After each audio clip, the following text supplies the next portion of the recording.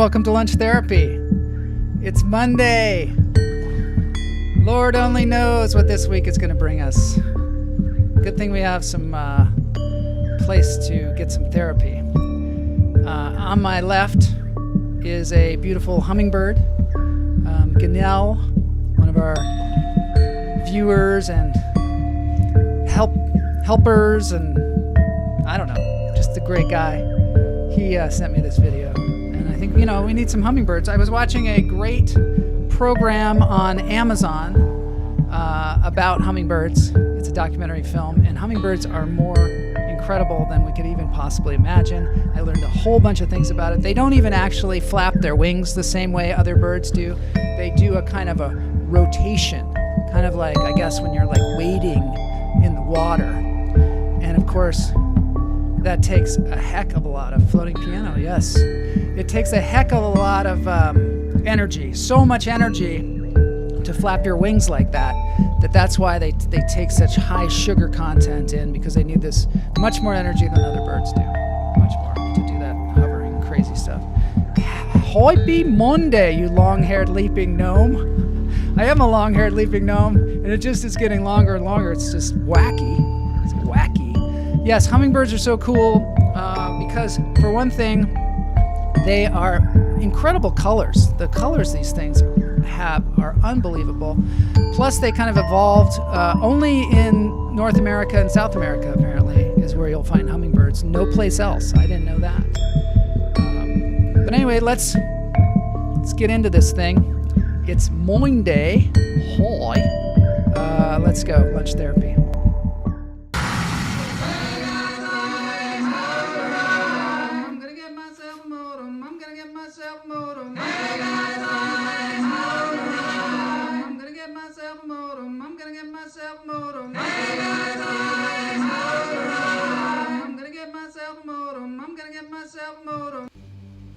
All right, here we are. This is the breathing portion of the show, and I love the breathing portion of the show.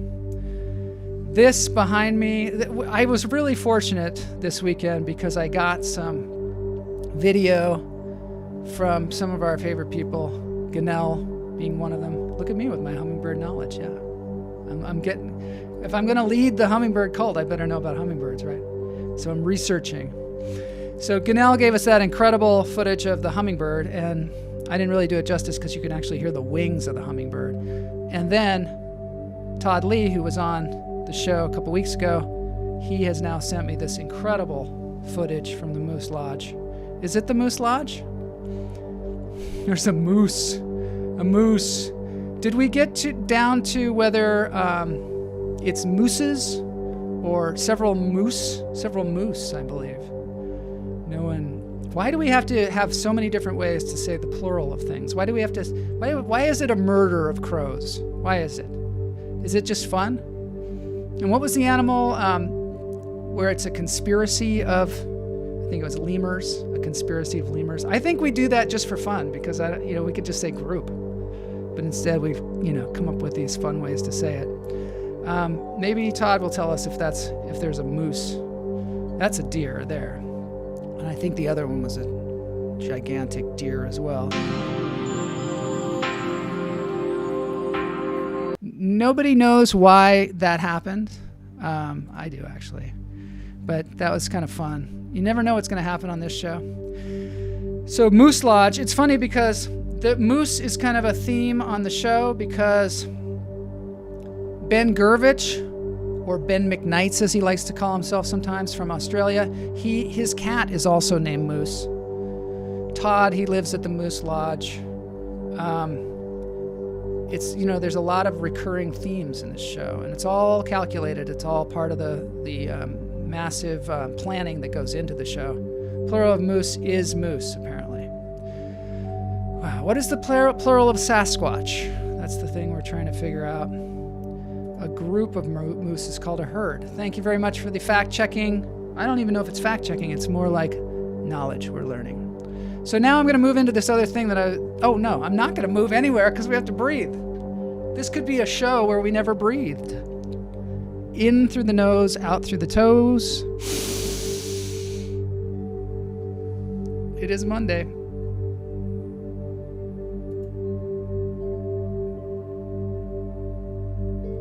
Let it go.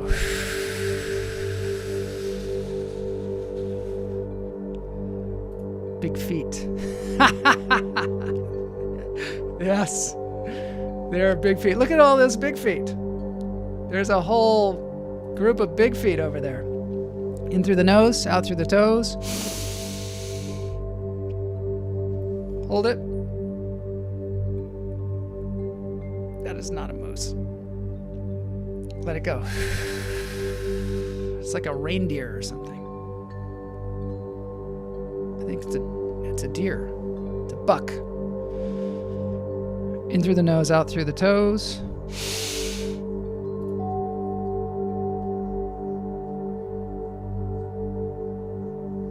Let it go.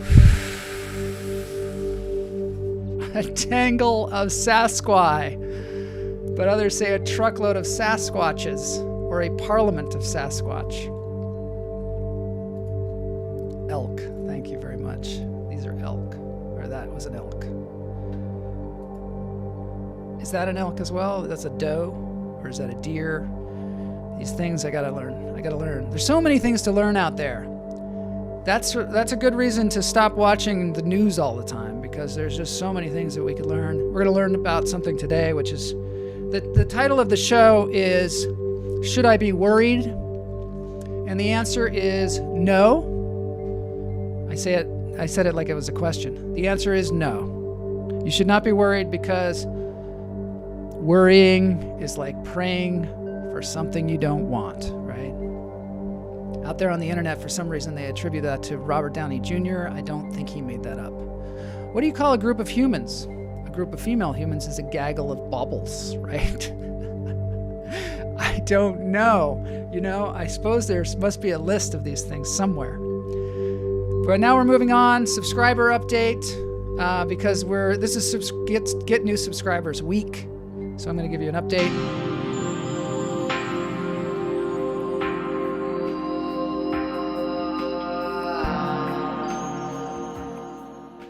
That was a fancy logo. Oh, we don't want to see this yet. That was a fancy logo for the subscriber update, and I'm going to give you an update on how many subscribers we have for the show. And I don't know what it is. Let's go back to the subscriber update, and it'll tell us.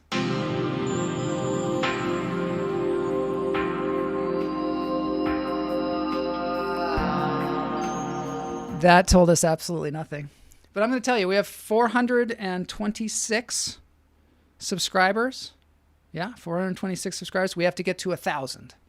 Seems easy, right? I've got 1,000 Facebook friends. I'm sure you all have thousands of them. If we could just get the message out to subscribe, it could be really cool. Then we are going to be this whole new world of YouTube. I thought Todd called it a harem. Uh-oh. White butt means elk. No one knows what that means. That was a cool logo. It was cool, huh? I kind of got the handle on the logo thing. Very technological. And as you know, this is a very technological show, and soon it's going to get super technological. Careful, we will get listed by QAnon. Oh my goodness. 426.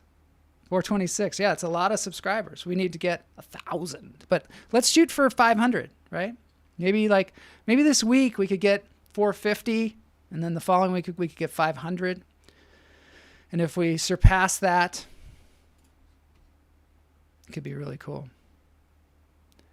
All right, so to my left here is Judy and Joni. And Judy and Joni, last week I talked to you about this book. It's called When Joni Came to Stay. Ben Gurvich's mom wrote it, and he helped. He also was part of the machinery that made that book, and it's a great book about this cat called Joni. And I was like, for some reason, I don't know, maybe I had been smoking too much ganja that day. I don't know. Not that I do smoke ganja at all, but maybe somebody slipped it into my Cheerios. But I, for some reason, decided to just say, hey, Peanut Butter and Honey, subscribe, thanks. Trish King's friend. We love Trish King. Oh, yeah. So I decided to say that the cat passed away. I don't know what I was thinking. I was like, this is a good tribute. This book is a good tribute to this cat, Joni. But it turns out the cat's not dead. The cat's only like 4 years old. Guinelle says, hi, peanut butter. Hi. Hi, honey. So this cat is alive and well. And the book, you can go, Google When Joni Came to Stay and check it out. That's my endorsement. It's super good. Plus we love cat pictures on this show. So I also have another cat picture, which is Guinelle's cat. I think that's Guinelle's cat. You'd think I could say Guinelle by now without, having some kind of an aneurysm.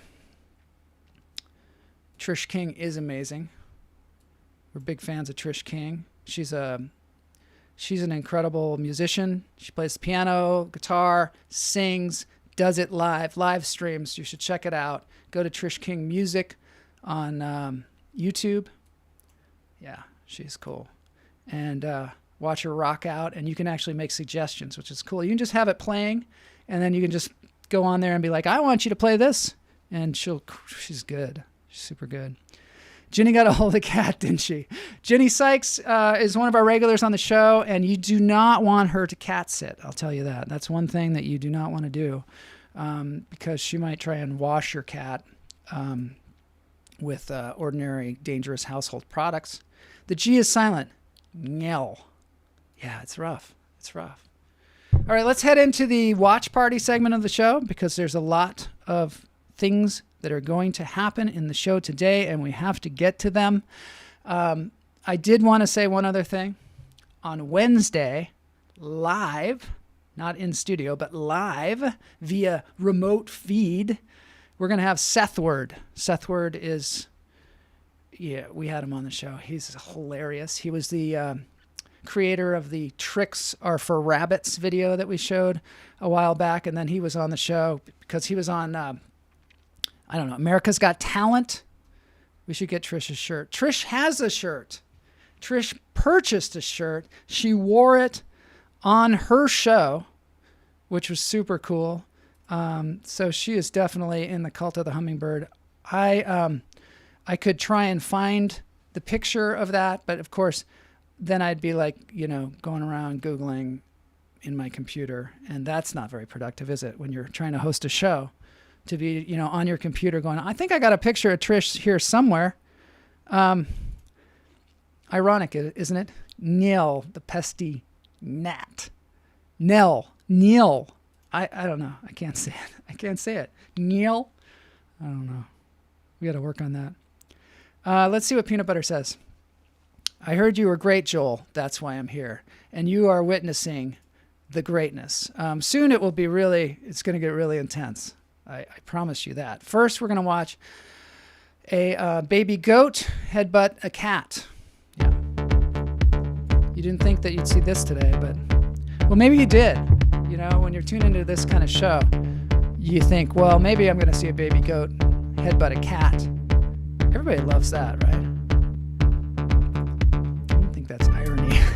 Irony is very elusive, by the way. No one really knows what it is. People write whole songs about it without knowing what it is. Irony, we're going to have to define irony on the show, but as soon as I define it, it will go out of my head. Maybe somebody could get us a definition of irony in the chat room, just so we can prep ourselves for the whole show that we're going to do on irony. Here we go, headbutting the cat. There it is. That's the cutest thing, one of the cutest things I've ever seen. But we're moving on. This is something that has frightened me, and I was telling you, we had a whole week where I was talking about how I am deathly afraid of confined spaces, and I don't know, a lot of you are. High bar. You're right. I got to keep the bar low. I got to keep the expectations low. So these people, they climbed into this awful claustrophobic cave, and they just keep going. And apparently it's a place you can go. I don't recommend it. But there's like a rope, and you can just, this guy can't even see, he says, I can't even get my foot in there. I've got the audio turned off on this thing because I gotta explain it to you because I am the narrator of this extravaganza. So he's like, can't even get my foot in there, and she's already down there. I mean, I'm gonna have to do some breathing exercises after watching this. Let's see what Todd says. When you see wrinkled stuff, you just gotta fix it. You get irony. That's right, you get all irony. Oh man, this shirt I'm wearing needs to get some irony, I think. Uh-oh, Sue's here. Yeah, it's scary as hell. These people are just like, I don't know. They're nuts. They're totally nuts. And panic attack settling in. That's what would happen to me. I'd get in there and start to just panic attack. And I don't know if you've ever had this before, but when you get a panic attack, you go into this weird like animal brain. And you don't really think rationally. And you got to that's what the breathing is for. Right, what's wrong with these people? All right, let's move on. So now you know about that. They did come out alive, so that's cool. This we're going to have to hear because it's some ASMR. And I know, yeah, I got us out of there. This is why I have the ASMR afterwards, to relax you after that horrible experience going down that hole. It was so frightening going down that hole. Remember when we all went down that hole? Oh, I thought we were going to die. I thought we were going to get stuck in there. I mean, what if there was an earthquake or something? Who does that? Who does that? Now, this is some ASMR. I don't know if you can hear it. Probably not. Because that's... Oh, there we go. Does anybody find this satisfying? I watched a video, which I was quite... I'm such an... sometimes we're just such assholes because we think, oh, this person just went out, bought all this fruit, and they're squeezing it on there. But these people who make these ASMR videos, they prepare for this stuff. A lot of times they wear a certain nail polish, but the ones with the soap, they actually spend hours and hours and hours preparing the soap. It's not just you go buy a bunch of soap and put it on there. These are not real fruits. No, they are not. They're special fruits. Neil needs to meditate now. What's inside? It's a good question. I'm going to have to find out. I think it's some kind of toxic material. What are we looking at? We're looking at an ASMR video where they take this special fruit and squish it. It's fake fruit, yeah. And they squish it, and we get the benefits. I don't know. I kind of like it. It's just weird. I think I'm weird that way. I kind of like the... Should we just watch one more? I mean, we've watched this far, right? It's just one more. Ugh. I mean, it's kind of good. Foam? It might be a type of foam. Pam Palmieri is here. I saw this great picture of a trailer that she has that she just got, which maybe I'll share it on the show sometime if she lets me. Let's move on to the next thing because there's a lot to get to today, which I don't think we're going to get to. Of course we're not going to get to it. Robot creator the anticipation Masahiko is high. has demonstrated Play-Doh. a robot which can balance, steer, and correct itself while riding a fixed gear bike. It better be marzipan or I'm going to be bummed. Yeah, it'd be good if you could eat it. Dogs like ASMR sounds. Maybe that's my problem. Maybe I'm like a dog. Now we're watching a robot, a small robot riding a motorcycle. Why does it have to look like fruit? That's a good question. I think it's because it probably hits you on a certain level, that kind of anticipation of fruit, the kind of sweetness, with a hard chocolate type outer shell. They should make fruit like that looks like... Have you seen those cakes? They make it look like something and then it's a cake. You're weird in a lot of ways, like all of us. I know. It's fun being weird because it's overrated being not weird. Yes, how about my first camping trip? Pam is going to go on a camping trip across the country. 426 subscribers. Yes, Matt. We're shooting for 450 by the end of the week. I'm keeping the expectations low, and we'll probably get to 500. But so we're gonna have to figure out the best way to do that. Can someone tell that robot to wear a mask? All right. So just one more, and then we got to move on to the topic of the day. which is, should I be worried? Last week, or 2 weeks ago, we saw a buffalo on a trampoline, and he wasn't very good at it. Well, this sheep gets it. Everyone is weird. Everyone is weird. Some people just don't let their weird flag fly, I guess. Yeah, that's why we need to get more weird people to watch the show, too, because they're out there. There are more people like us out there. We're just in our weird little bubble. All right, let's move on to the show. Oh, no, there's just one other thing. Oh, Apollo's Chariot Hypercoaster. Yeah, we're going to have to do this. This is just the last thing we're going to do in this segment called Watch Party. The robot looked like the robot was giving the audience the bird. He did, didn't he? I noticed that, too. At the end, he's just like, screw you guys. And that's what we're going to talk about on the show today, if I ever get to it, is about robots. Robots, artificial intelligence robots. That's the topic of the show. No one knows that because I didn't tell you. How are we going to help Joel get 500 subscribers by Friday, people? I like that talk. We are fun geeks. Interesting people are geeky. You better believe it. Hey, Joel, if you went camping with me and woke up the next morning with your pants around your ankles and an odd sensation in your bum, would you tell me? Why would you say that? Oh, God. The things people say on this show. Lunch therapy equals weird bubble. That's for sure. I'm going to have to pre-read Todd's chats because that was just odd. It was odd. But that's the way the show is. You never know what's going to happen. Remember that time way back when in episode 99 where somebody flashed us? We don't want that to happen again. We're definitely not going to have that happen again. This is episode 149, by the way. Hello, Sales Empire. Yes, we're riding a roller coaster right now. It's a really good one. It's called Apollo's Chariot Hypercoaster. Hey, Sales. Sales should go to YouTube and subscribe to Lunch Therapy. Watch this. Watch this. Subscribe. There's a little animated subscribe thing for Subscribe Week. All right, we're moving on. Moving on to the future.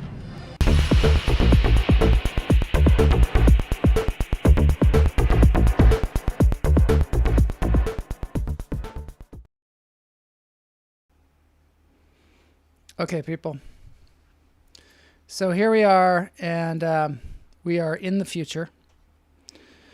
And this is something that I want to talk about today. I mean, we might not get through very much of this, and it might be tomorrow as well. It says yes or no question. Oh yeah, it's a yes or no question. Yes, I would tell people. I would definitely tell people. A lot of people. Todd. Hi, Sales.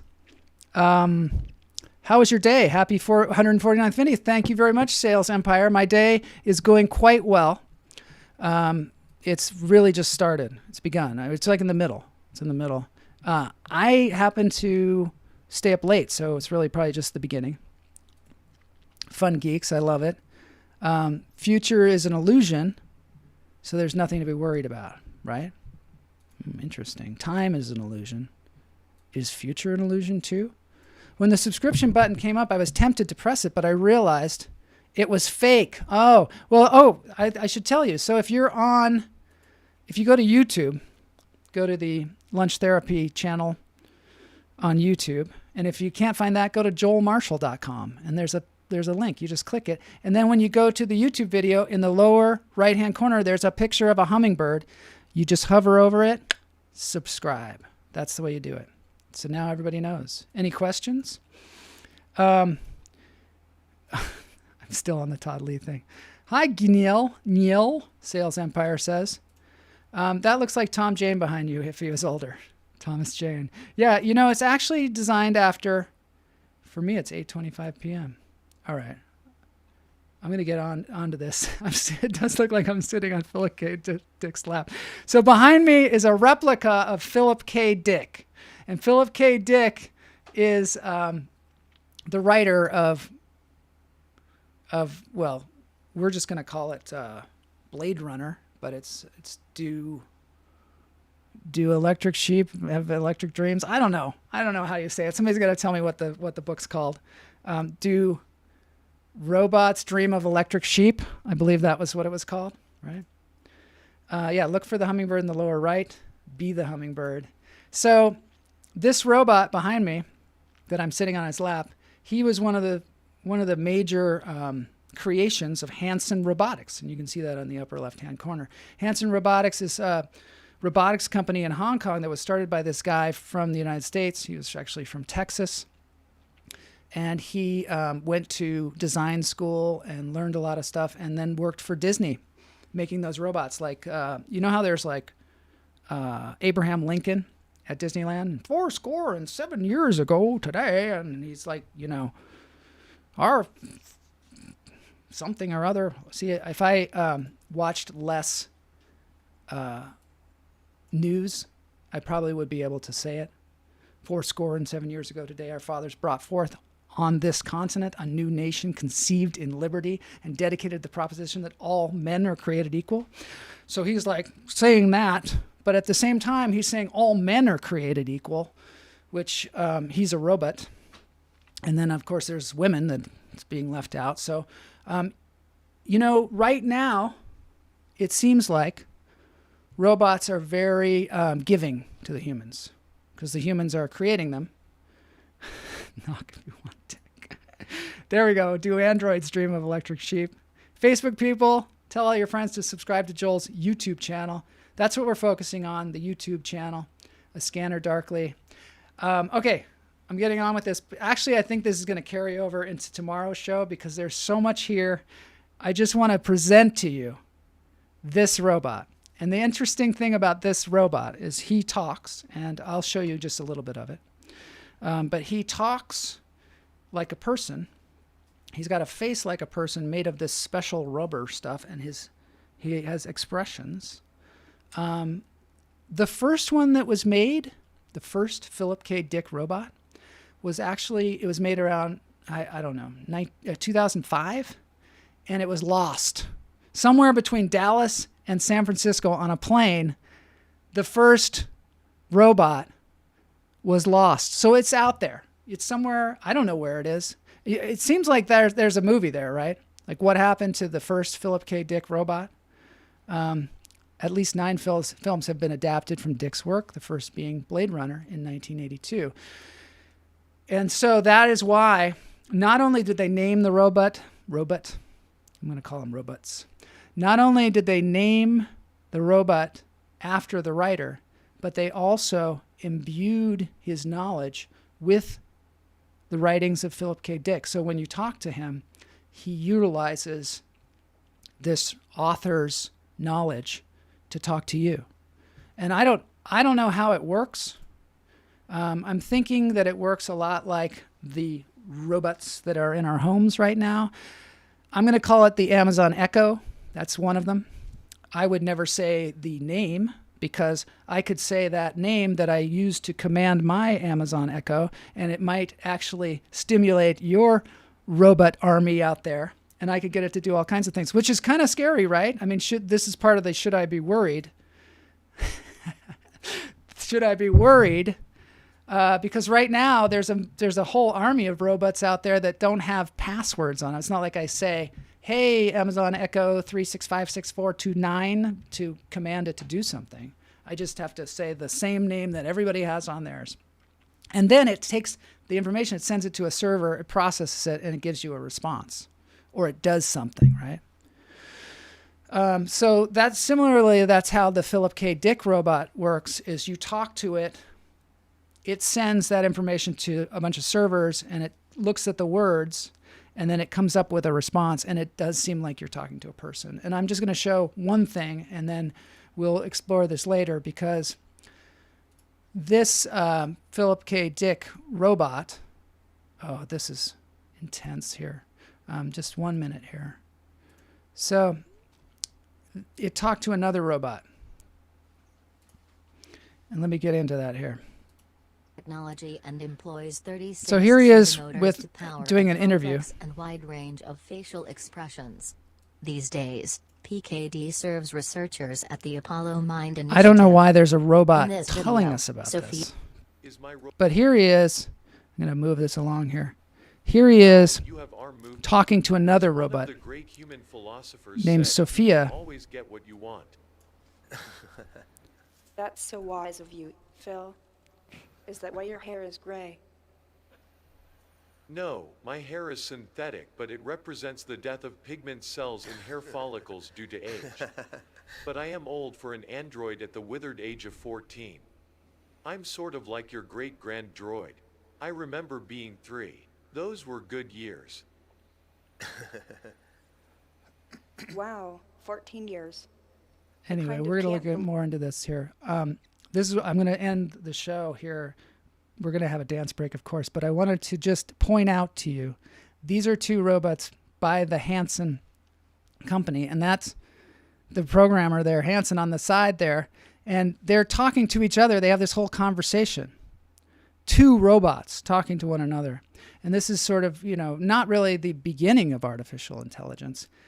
It is sort of the beginning. It's like somewhere, I don't know, not in the middle, but it's the very, very start, I guess. Can hear on YouTube. Yeah, check out this. Can't hear. I think you can hear me though, right? No, you can't. Anyway, tomorrow I'm going to get much more into this, and I'm going to have it actually so that you can hear it. It's very, very low. Now it's time for the dance break, and you have something to look forward to tomorrow, which will be a massive exploration of this. Peanut Butter and Honey says, HAL. Yes, I think she's referring to the HAL 9000 from 2001: A Space Odyssey. Exactly. So this is the end of the show. Sorry, I got to the end of the show. What can I do? What's on Tuesday? Sex robots. Tomorrow we're going to delve farther into the idea of Sophia and also the idea of robots, and there's going to be some stand-up comedy about robots. And then the following day, Seth Word is going to join us, and many of you know him. He has really odd costumes, and he's a really odd bird, and we're going to get to hear a crazy story from him. And here we go. We're moving in to the very final dance break. I'm out in space now, about to introduce a busker that I found out there on the internet playing a Prince song. And all of you like that. Please, no more crawling into holes. Yeah, we'll try not to crawl into holes. Although it was one of those things that we all did together and that we can look back on and go, yeah, remember when we crawled into that hole? I'm never doing that again. Similar to the time that Todd talked me into hiking through a volcano and up a very steep cliff in the rain while hungover. So it was like that. It's one of those fun stories. Todd is... Oh, no. That's my own wife. Like, I don't know. What can I do about that? Nothing. Put the robots in the hole. See, we got to be careful about the robots, right?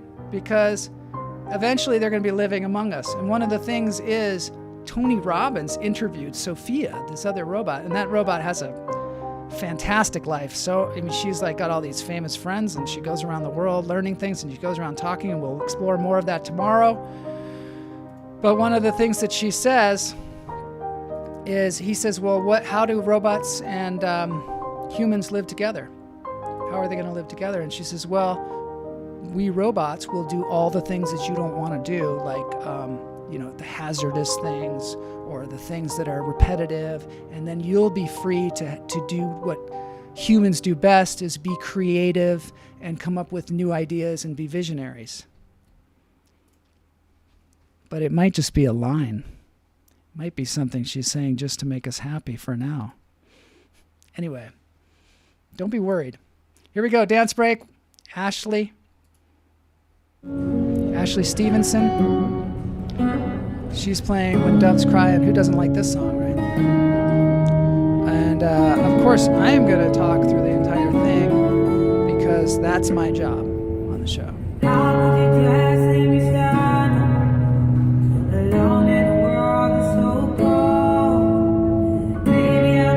being quiet. It's good.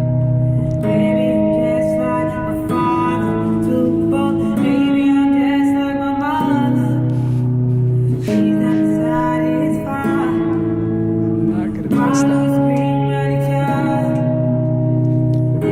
You know, when we have 1,000 subscribers, we're going to have to be very careful. No, we're not. We're not going to be careful. But we're going to, the chat room will probably fly by at such a speed that we won't be able to grab the chats fast enough. I can't wait for that. That'll be super fun. Looking forward to that. Thanks everybody for joining. Thanks Peanut Butter and Honey. This was a typical weird ass show for a Monday. This is what we do on a daily basis here at noon every weekday. Tomorrow is show 150. It's crazy, isn't it? It's fun. All right, thanks everybody. Get your friends to subscribe.